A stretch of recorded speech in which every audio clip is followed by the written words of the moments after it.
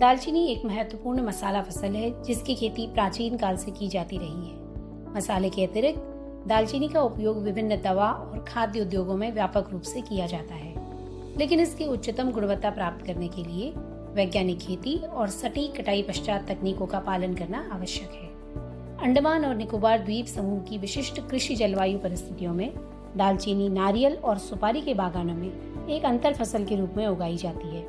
हालांकि इसे एक एकल फसल के रूप में या खेतों की मेड़ों पर भी उगाया जा सकता है। दालचीनी का पौधा तब कटाई के लिए तैयार माना जाता है जब उसकी शाखाएं लगभग क्रिकेट स्टंप जितनी मोटी हो जाती है। इससे पतली शाखाएं होने से उत्पाद तो उच्च गुणवत्ता वाला उत्पन्न होता है, परंतु उपज आमतौर पर कम हो जाती है। जबकि यदि शाखाओं को और बढ़ने दिया जाए तो सुगंध कम होने के साथ छाल की मोटाई भी बढ़ जाती है।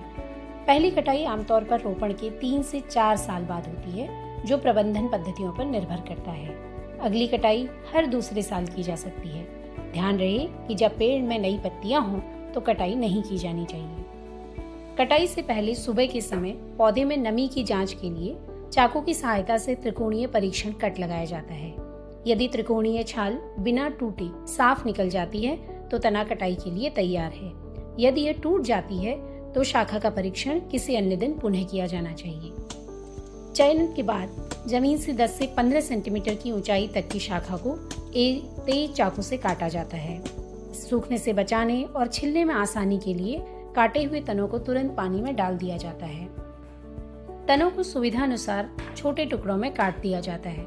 तनों पर मौजूद किसी भी गांठ को हटा दिया जाना चाहिए। बाहरी हरी छाल को एक साफ चाकू से खुरचकर हटा दिया जाता है तथा इस बात का ध्यान रखा जाता है कि भीतरी छाल को नुकसान न पहुंचे। प्रक्रिया का अगला चरण है छाल को रगड़ना, जो कि उपज की गुणवत्ता बनाए रखने के लिए सबसे श्रमसाध्य और महत्वपूर्ण है। इसे आसान बनाने के लिए ICAR केंद्रीय द्वीपीय कृषि अनुसंधान संस्थान ने द्वीप सिंड्रम विकसित किया है। यह एक उपयोगी कुशल उपकरण है जो उत्पादकता को बढ़ाने के साथ साथ उपयोग के लिए भी आसान है।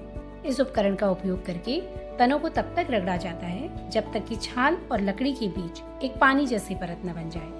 अनुकूल परिस्थितियों में छाल के ऊपर भी नम परत देखी जा सकती है।